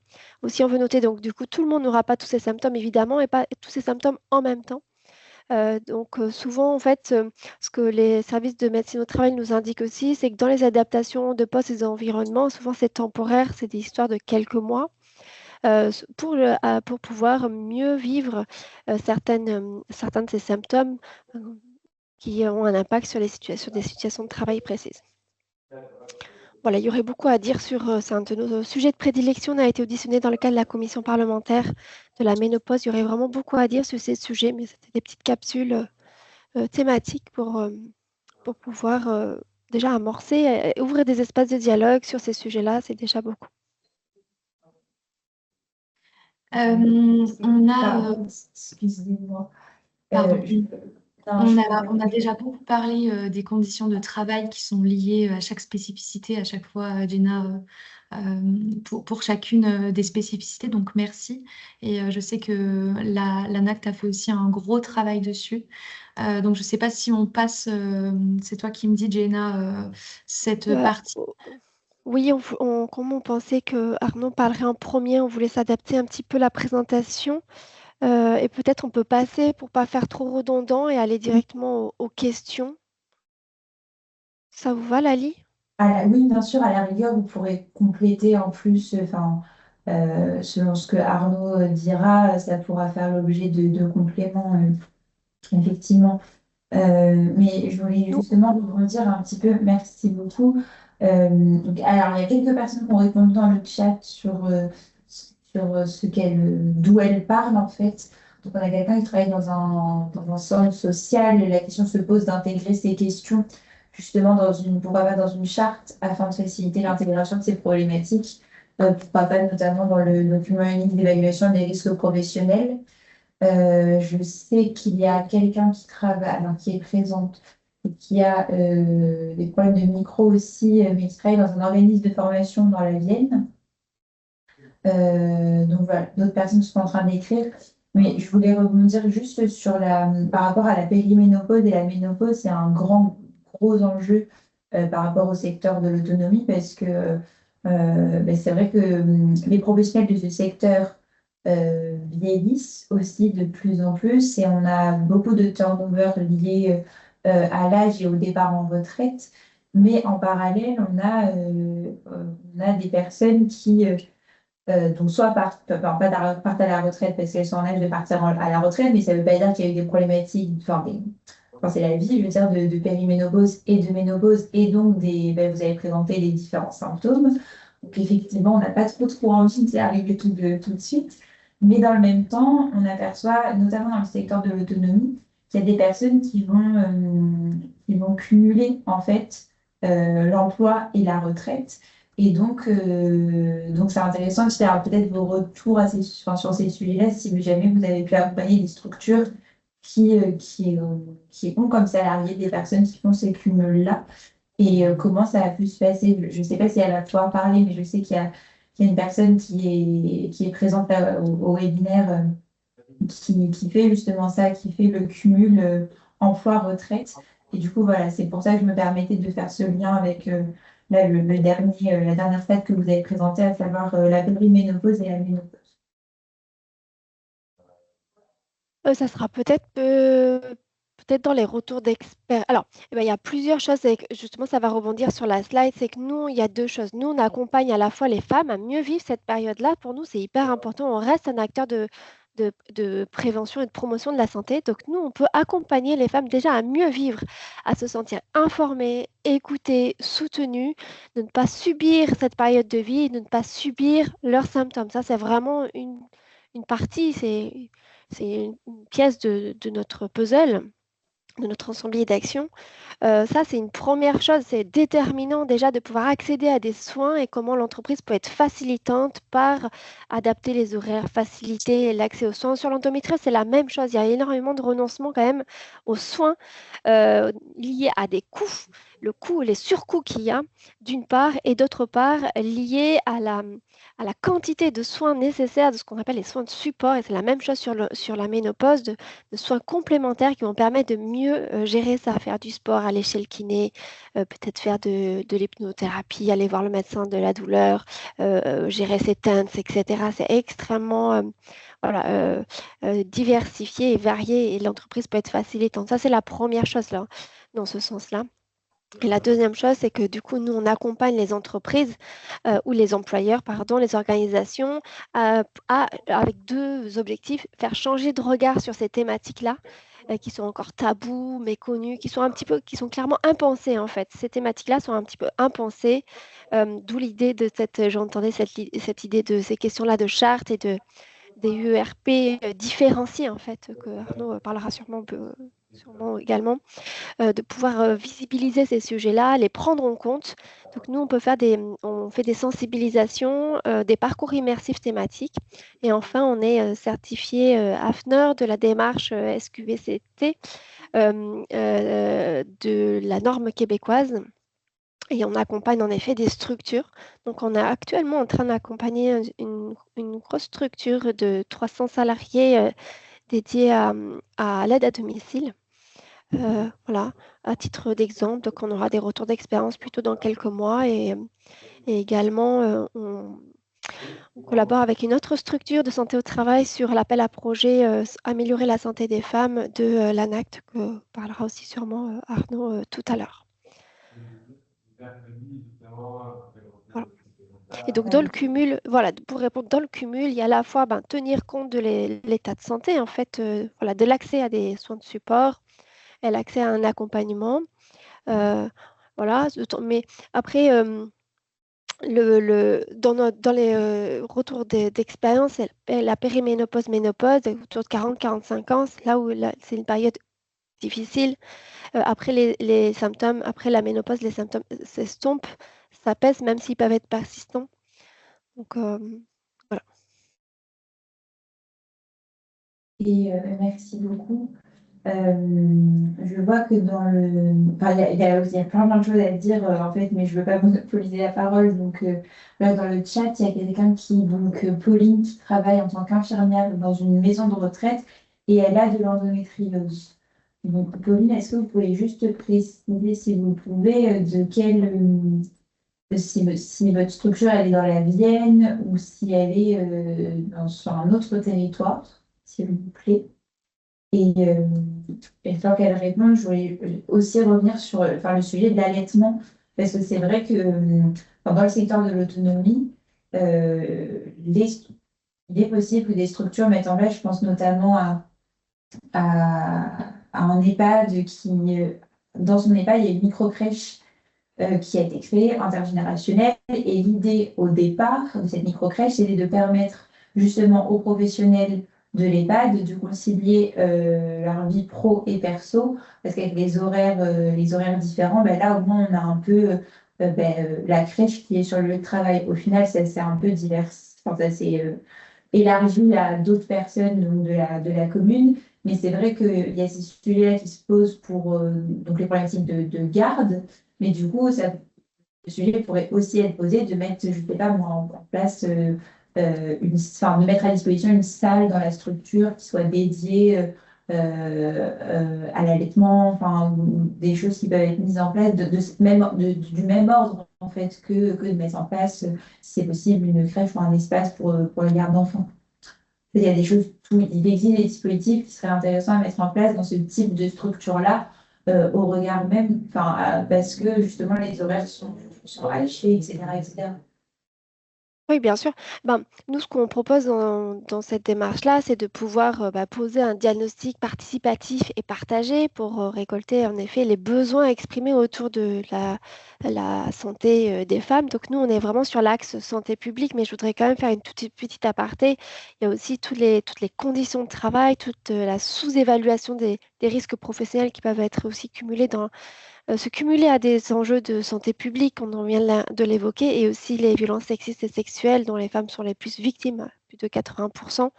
Donc ça contribue, enfin c'est un ensemblier, hein, l'amélioration de la santé des femmes au travail. Et en effet, donc dans tous les cas, pour répondre à tous ces trois enjeux-là, en effet, on peut il y a plein de solutions, hein, vraiment, c'est notre sujet. Après, l'idée, c'est de pouvoir poser un diagnostic à partir d'enjeux de l'employeur, de préoccupations exprimées et de besoins exprimés par les salariés, et de pouvoir établir un plan d'action co-construit. Et enfin, les solutions, elles sont auprès des personnes auprès des bénéficiaires, en fait, enfin, auprès des salariés, c'est eux, ou des dirigeants, des RH. Voilà, ça se co-construit, les plans d'action se co-construisent avec les premiers concernés, en fait. Donc, nous, ce qu'on veut indiquer, c'est il y a des solutions faisables impactent à la fois, qui agissent à la fois sur l'environnement de travail, sur les pratiques managériales, sur la conciliation vie pro, vie perso, et sur les habitudes de vie, pour permettre d'améliorer durablement les conditions de travail, à la fois de changer de regard, mais aussi de transformer les organisations. Et donc là, j'ai pas de solution prête à être collée sans contexte, etc. Mais nous, de notre expérience, les salariés savent exprimer leurs besoins et savent trouver les solutions qui seront les mieux adaptées. Mais oui, enfin, voilà, il y a beaucoup de choses qui sont faisables. Et justement, alors vous êtes donc spécialisé sur ces sujets-là. Est-ce que vous êtes, parce que là, je vois que l'infirmière travaille dans une maison de retraite qui est d'endométriose et vient des Deux-Sèvres. Est-ce que enfin, vous êtes Oui. une structure associée unique en son genre, enfin, en tout cas au niveau régional ou voire national, ou est-ce qu'il y a un travail aussi, je sais pas, de recensement un peu des dispositifs, structures un peu comme la vôtre qui existe à l'échelle enfin, à l'échelle du territoire pour justement être aussi un lieu ressource pour les personnes? Oui, alors du coup, nous, on agit en effet sur toute la Nouvelle-Aquitaine, à la fois hein, à destination des femmes, encore une fois, donc en fait, on peut l'accompagner, la soutenir en tant que femme concernée par l'endométriose, mais aussi en tant que professionnelle qui agit dans une organisation. Donc ça, c'est vraiment, il y a deux casquettes différentes pour nous. Après, sur d'autres, je suis sûre qu'il y a d'autres structures, je suis sûre aussi que la RACT les a identifiées et a une liste de consultants qui peut accompagner.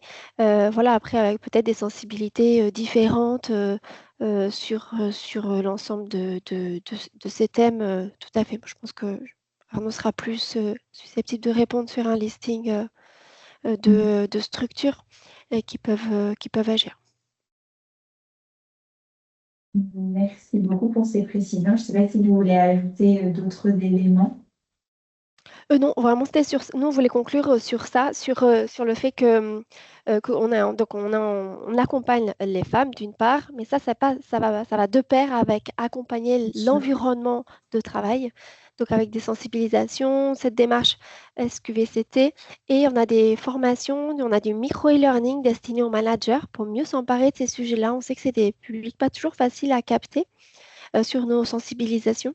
Et puis, on peut aussi avoir des journées présentielles de formation dédiées aux managers aussi pour apprendre tout simplement, pour apprendre, réapprendre, en tout cas pour se sensibiliser à ces sujets, pour connaître, pour agir et aussi pour identifier la bonne posture.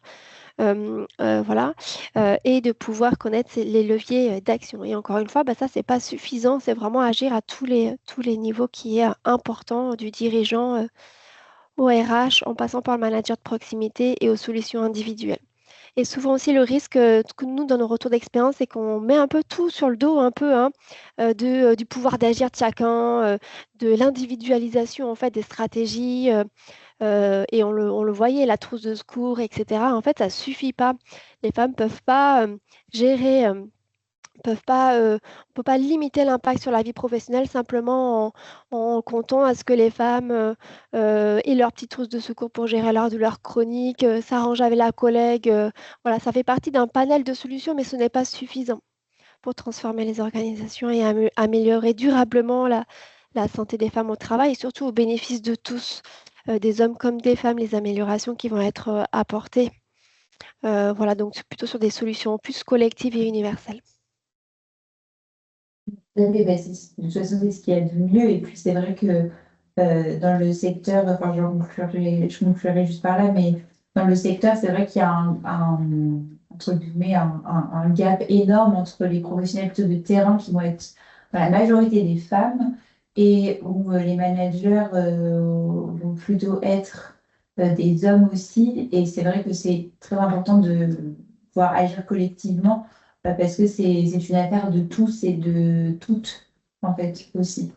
Mais peut-être que là, du coup, avec Pauline, qui à la fois est infirmière dans une maison de retraite et qui a de l'endométriose, ça aurait peut-être le coup, si c'est possible, que vous preniez les coordonnées. Enfin, en tout cas, on partagera les supports si c'est possible, mais peut-être qu'il y a à la fois quelque chose à faire d'accompagner cette femme parce qu'elle est femme, et dans le même temps, peut-être, après, ce ne sera pas elle qui pourra le décider, je pense, mais un travail à faire peut-être éventuellement avec la maison de retraite. En tout cas, Avec plaisir. merci beaucoup, et on va pouvoir laisser la parole s'il n'y a pas plus de questions à notre dernier intervenant, qui est Arnaud Barbier de l'ARACT. Alors, le micro, c'est bon. L'écran, maintenant. Hop. Est-ce que c'est bon?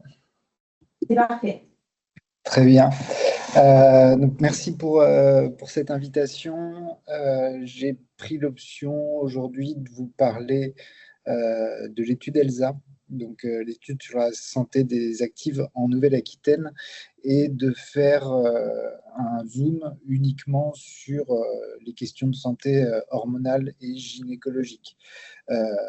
Donc, par rapport à l'ensemble des constats effectués, on est sur, je dirais, 5% de l'ensemble des constats qui expliquent une dégradation de la santé des femmes au travail. Donc, je ne vais pas vous parler de tout ce qu'on a entendu en termes de VSS. Je ne vais pas vous parler des questions de sexisme qui rendent le travail plus compliqué auprès de certaines populations féminines. Je ne vais pas vous parler non plus de santé mentale au travail. Je ne vais pas vous parler de conciliation des temps de vie, et je ne vais pas vous parler de monoparentalité.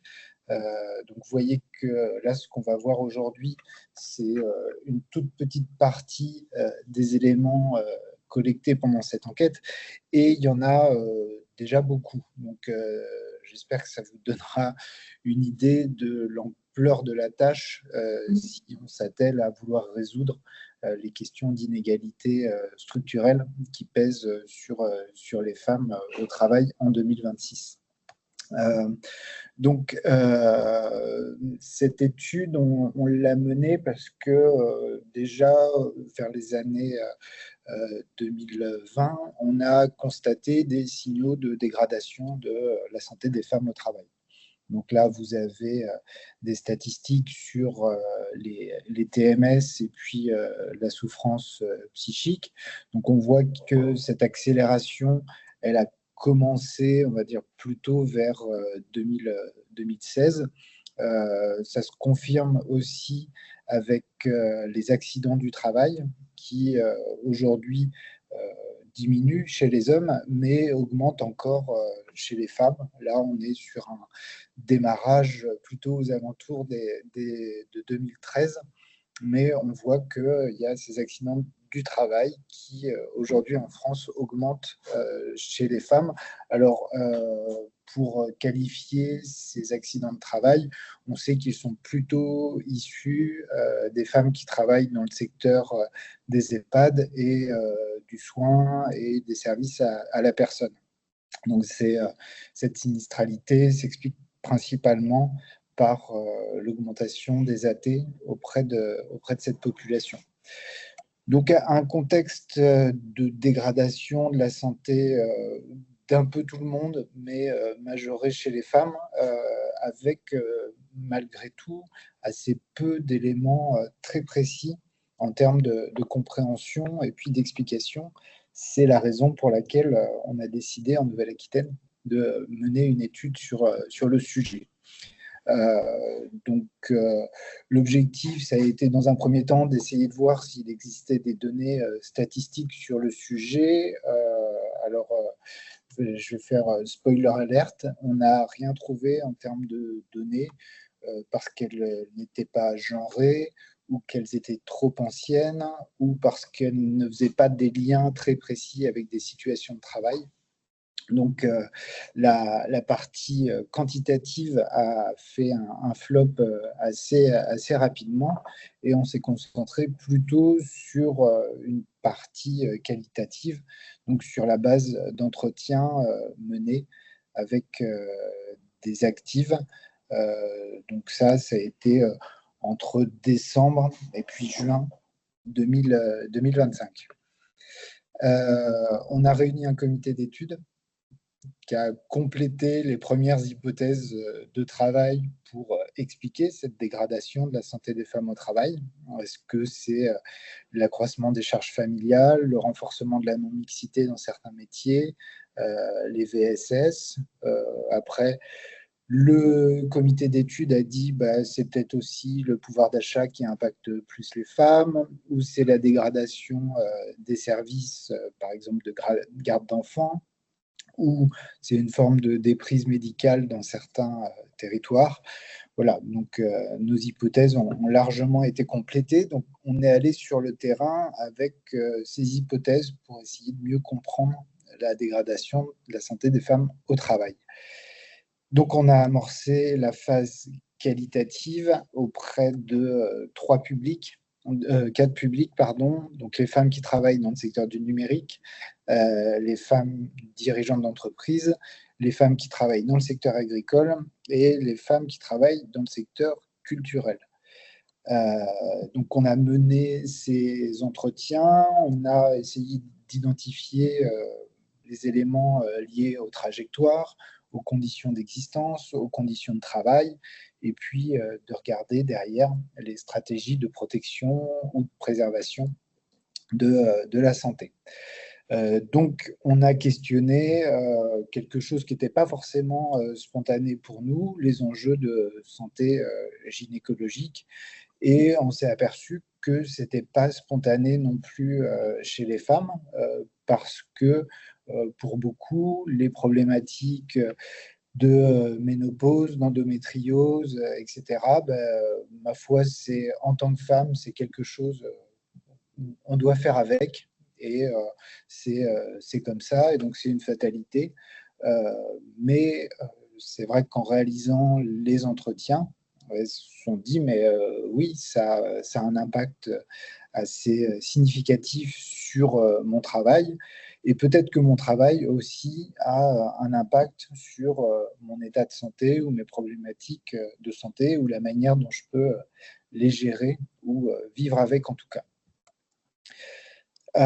Donc quelques éléments issus des explorations de terrain. Alors j'avais dit qu'on ne parlerait pas beaucoup des questions de conciliation des temps de vie et de parentalité, mais ça fait partie des enjeux de santé spécifiquement féminins. Donc il y a la question de la parentalité, notamment dans les femmes qu'on a rencontrées dans le secteur du numérique, où la question se pose dans la carrière de ces femmes de faire le choix de passer à temps partiel quand elles ont des enfants. Et on sait que ça a un impact assez significatif sur leur progression en termes de carrière. Pourquoi? Parce que travailler à temps partiel, ça veut dire quitter les projets sur lesquels on doit partir avec des grands comptes pendant plusieurs jours à l'autre bout de la France. Donc, on se retrouve avec des projets moins intéressants. Donc, on progresse moins. Donc, il y a un arrêt brutal de la progression de carrière de ces femmes qui travaillent dans ce secteur-là, uniquement en lien avec le statut de mère qui met un coup d'arrêt très net à la carrière de ces professionnels. Donc, souvent, ce choix, ce qui préside à ce choix, c'est des inégalités structurelles en termes de salaire. Donc, madame gagnant moins que monsieur, c'est madame qui passe à 80%. Donc, en passant à 80%, on a des projets moins intéressants. Donc, on peut valoriser moins de choses en entretien annuel. Donc, on a une carrière qui stagne, voire on peut régresser aussi en termes d'activité et puis de projets. Maintenant, sur la partie santé gynécologique et puis en termes de cycle, voilà ce qu'on a pu entendre, notamment dans le secteur agricole. Depuis que je gère l'exploitation, mon cycle est complètement déréglé. J'ai même fait un test de grossesse, c'était suite à une aménorrhée, mais on voit que le travail a directement un impact sur le cycle des personnes qu'on a rencontrées. Il y en a une qui nous a dit que sur certains chantiers, il y avait des bases de vie. Donc, ce qu'on appelle des bases de vie, c'est des endroits pour uriner, éventuellement avoir une toilette intime. Donc, il y a des choses qui sont possibles à mettre en place. Donc, il y a aussi des enjeux en termes de suivi médical. Il y en a une qui nous a dit que pour sa grossesse, son médecin traitant n'avait pas fait tous les examens et qu'il y avait une infection bactérienne et que c'est le médecin du travail de la MSA qui a pu la détecter. Donc, ça renvoie à ce qu'on a pu évoquer tout à l'heure sur la question de la prise en charge de problématiques par le médecin du travail. Voilà, tous les médecins ne sont pas au même niveau d'acculturation sur les pathologies féminines. Donc, l'avis du médecin du travail peut être intéressant également. Sur la question de la périménopause, donc, il y a l'enjeu évidemment des bouffées de chaleur et dans le secteur agricole, là sur une personne qui avait une partie élevage et une partie fromagerie, donc qui dit que clairement son travail n'est pas réalisable sur certaines périodes de l'année compte tenu de son état de santé.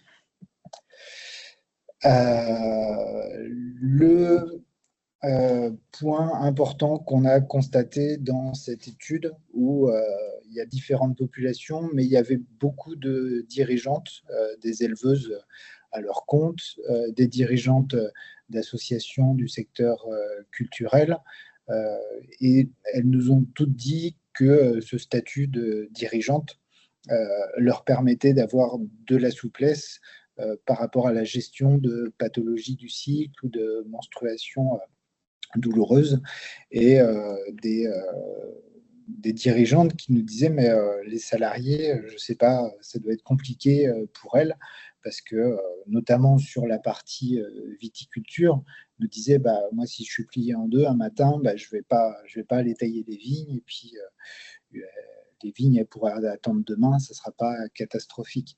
Donc il y a une certaine forme de souplesse et de ressources chez les dirigeantes qui est importante à souligner, puis voilà, qui peut nous amener à réfléchir à d'autres solutions. Ce qu'on a entendu aussi en termes de stratégie, bien sûr, dans le secteur du numérique, c'est que certaines restent en télétravail et font le choix du télétravail. Et ça permet une bonne chose, qui est le fait de pouvoir être moins exposé, entre guillemets. Après, ça a un désavantage assez important, c'est-à-dire que ça va invisibiliser totalement aux yeux de l'organisation ces sujets-là. Donc, il y a du bon et du moins bon. Ce qui est important de noter, c'est qu'il y a aussi des trajectoires de femmes qui travaillaient dans d'autres secteurs d'activité où le présentiel était impératif, et qui ont migré vers les métiers du numérique, justement pour pouvoir gérer leur pathologie plus facilement grâce au télétravail.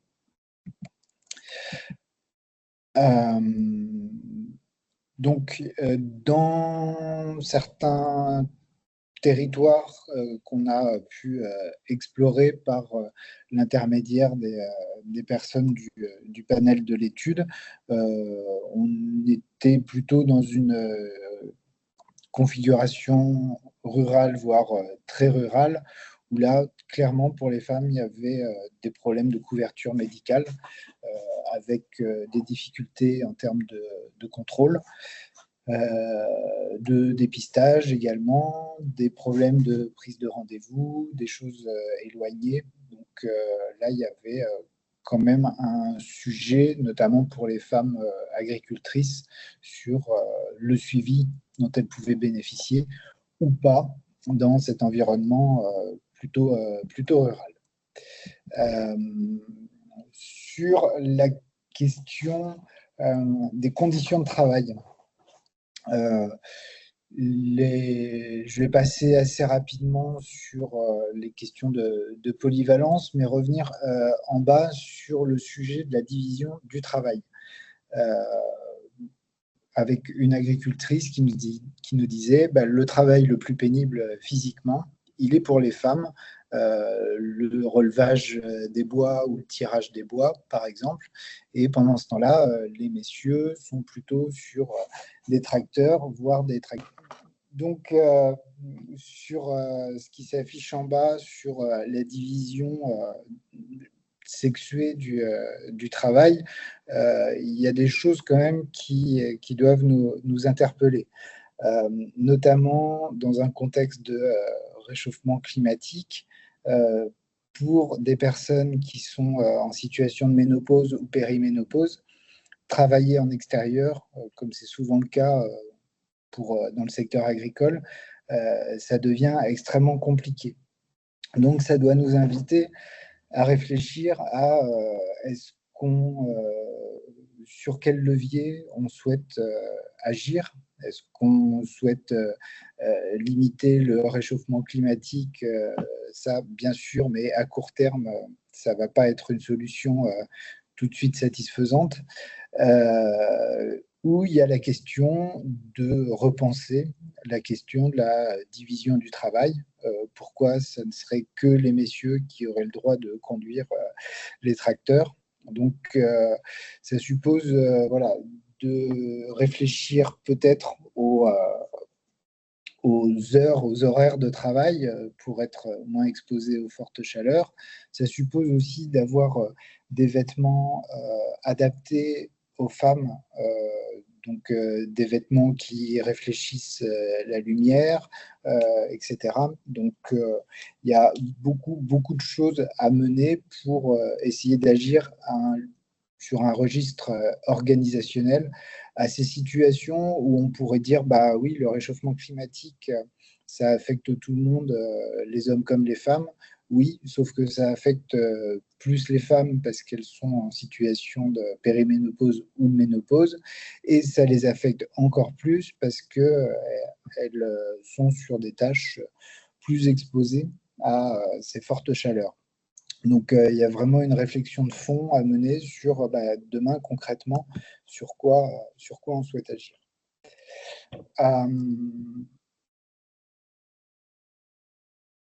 Donc, je passerai rapidement sur les stratégies de protection.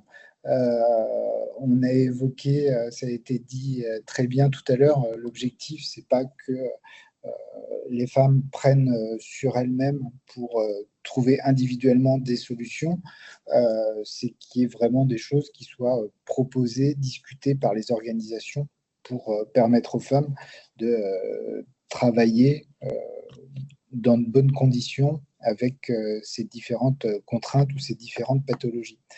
Ce qu'on a vu dans le secteur de l'agriculture, mais on le voit aussi dans le secteur du service à la personne pour des professionnels qui auraient des scrupules à utiliser les toilettes ou les WC de personnes dont elles s'occupent.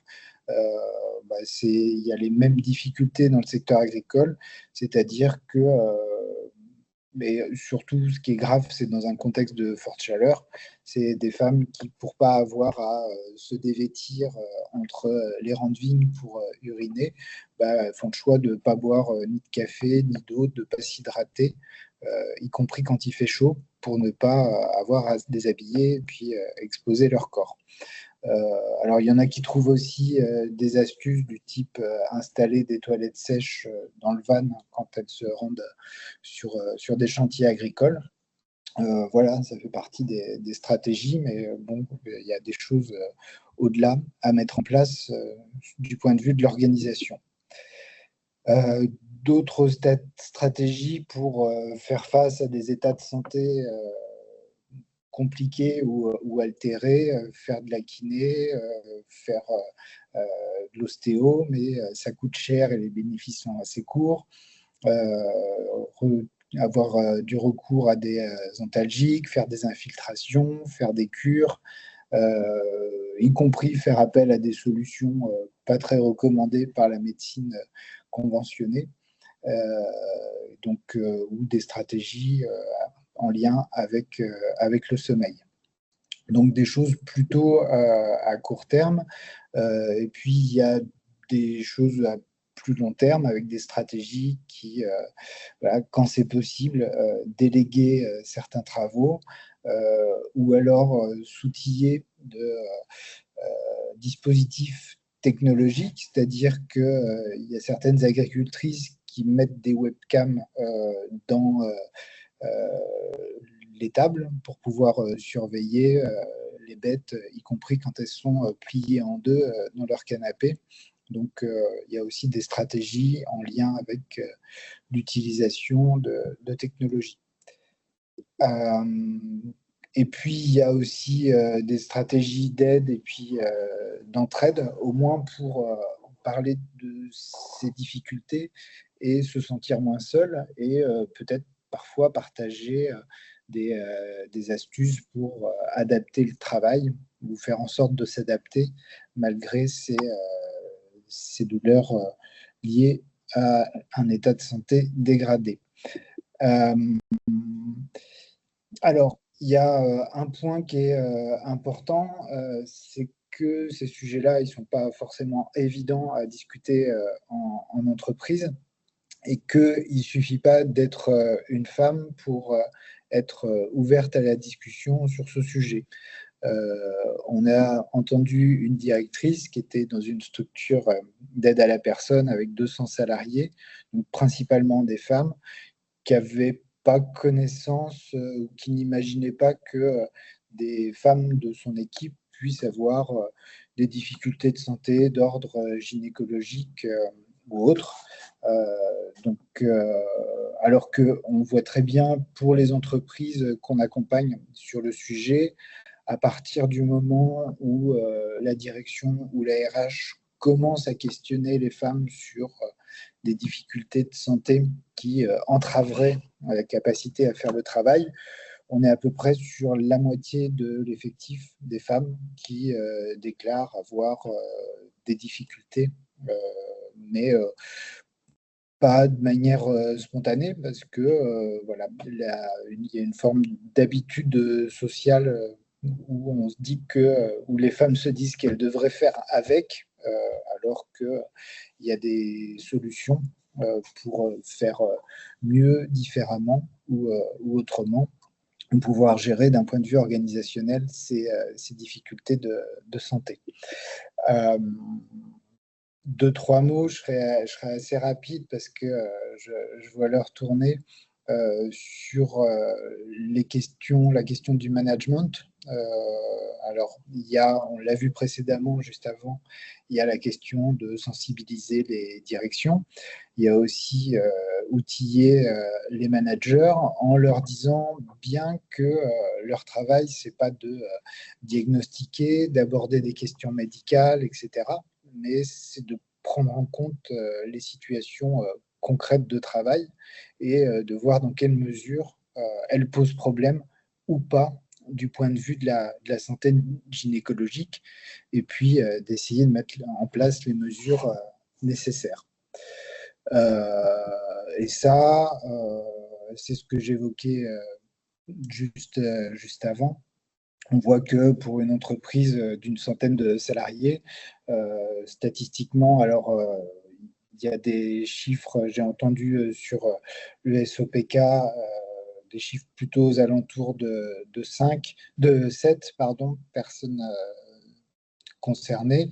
Mais là, on se dit que raisonnablement, sur une entreprise de 100 salariés, on est susceptible d'avoir 5 femmes qui souffrent d'endométriose, 5 de SOPK, 15 à 20 avec des problèmes de périménopause, ménopause, 25 avec des règles douloureuses, et puis potentiellement 10 à 15 qui peuvent traverser un épisode de cancer ou de fibrome utérin.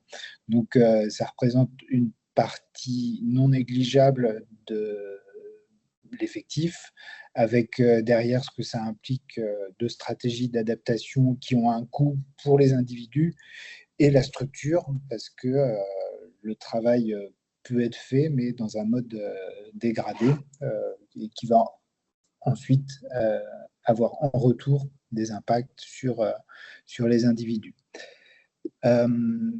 Donc, par rapport à ça, des préconisations, alors là, sur un plan assez général, mais vous verrez avec les ressources en dessous que tout ça est détaillé et outillé pour être traité et agir en entreprise.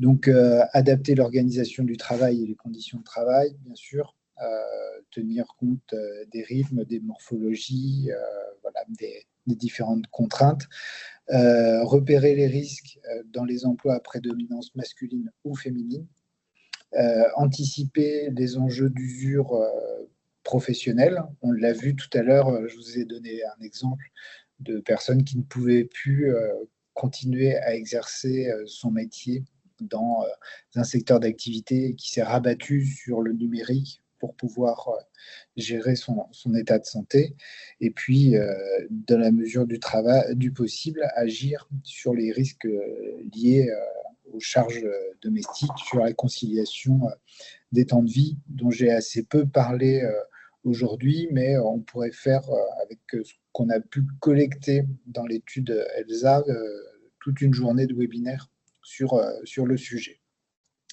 Alors, vous retrouverez plein de ressources sur le site de l'ANACT et puis de l'ARACT. J'en ai sélectionné volontairement que 2 pour voilà, pas noyer le propos dans des dizaines et des dizaines de ressources. Donc, par rapport au sujet qui nous intéresse aujourd'hui, le guide endométriose et travail, dans lequel il y a une affiche de sensibilisation qu'on peut mettre dans les locaux de l'entreprise, un quiz pour tester les connaissances, et puis un guide avec des repères pour mettre en place des actions concrètes. Donc ça, sur le volet endométriose, et autres ressources sur l'évaluation différenciée, donc le document unique différencié pour intégrer les enjeux de santé féminine dans l'ensemble de la détection et de l'anticipation des risques professionnels en entreprise. Alors, tout à l'heure, j'ai aussi entendu des choses par rapport à des structures de conseil qui pourraient aider et soutenir les entreprises dans leur démarche. Nous, ça fait partie de notre métier parce qu'on a une mission de qualification et d'animation du réseau des consultants en Nouvelle-Aquitaine. Des consultants sur le sujet, on n'en a pas identifié beaucoup. En gros, il y a 3 ou 4 cabinets un peu spécialisés sur ces enjeux de santé féminine, dont Didam donc fait partie, évidemment. Voilà, moi, ce que je vous proposais de vous raconter sur concrètement, qu'est-ce qu'on peut constater sur le terrain en termes d'impact de la santé féminine sur des activités de travail dans le secteur agricole ou dans d'autres secteurs d'activité. Et puis, en retour, comment le travail contraint ou peut aggraver certaines pathologies quand, notamment, les femmes peuvent pas ou font le choix de ne pas s'hydrater lors de travaux extérieurs pour ne pas avoir à uriner au milieu des rangs de vignes. Donc, voilà ce que je proposais de vous raconter. Et puis, bien sûr, je reste à la disposition de tout le monde s'il y a des questions. Merci beaucoup, Arnaud, pour cette présentation. Moi, j'avais surtout une question par rapport aux 2 exemples de ressources que vous avez présentées. Celles-ci, je sais qu'elles sont accessibles normalement en ligne. Est-ce qu'à tout à l'heure, elles sont aussi accessibles en version papier? Donc, je sais qu'en termes de transition écologique, c'est pas tip top, mais c'est vrai que on se rend plus en plus compte que les structures, il y a beaucoup de dispositifs qui existent, mais bon, il faut aussi prendre du temps pour les chercher et parfois le format papier reste un peu la meilleure des solutions parce qu'on passe des endroits, typiquement on est à la galerie Beaulieu à Poitiers, on a des structures ou des professionnels qui passent et c'est vrai qu'avoir le support papier, ça aide aussi en termes de visibilité. Donc, est-ce que ces supports-là, ils sont disponibles en version papier? Pour des questions d'empreinte écologique et puis de budget aussi, on va dire les choses assez clairement. On a, nous, au niveau de l'agence, de moins en moins de versions print de nos documents, mais bien sûr, tout est téléchargeable. Et puis, j'ai indiqué les liens de téléchargement dans le support, donc pour pouvoir directement accéder aux documents en ligne et puis les imprimer si vous souhaitez les imprimer. Très bien. Merci. Je ne sais pas s'il y a d'autres questions. En tout cas, je n'en vois pas dans le chat.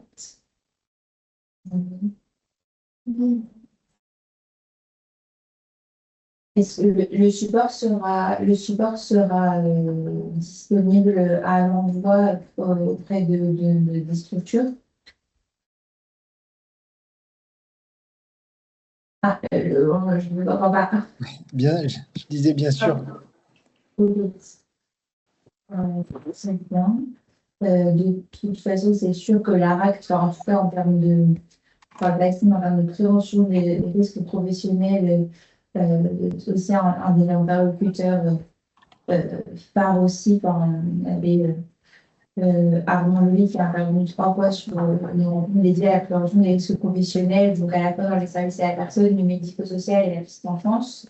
Parce qu'il y a des gros enjeux à ce sujet-là, mais ça nous paraissait important aujourd'hui de faire aussi un webinaire dédié voilà, maladie féminine et l'impact sur les conditions de travail dans le secteur de l'autonomie, parce que, comme je le disais, au début, on a une majorité de femmes qui travaillent dans ce secteur-là.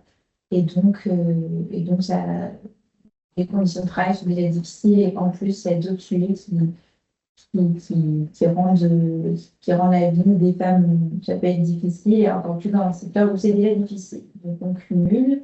Mais je vous remercie en tout cas encore, je remercie l'ensemble des intervenants pour votre participation et vos interventions. Et s'il n'y a pas de questions, on est à 2 minutes de la fin, et je vous propose de conclure et de nous quitter.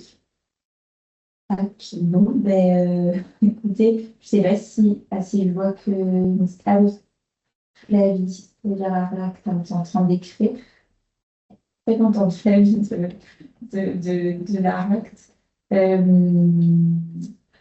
Écoutez, merci beaucoup. À nouveau, on attend juste vos supports si cela est possible pour vous. Nous, on pourra les envoyer à tout le monde.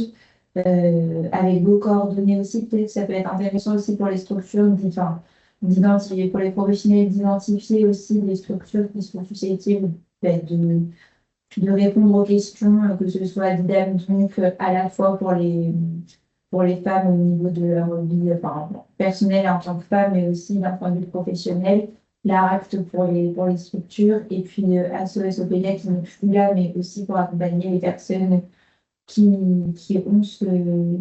vivent et qui subissent le syndrome SOPK.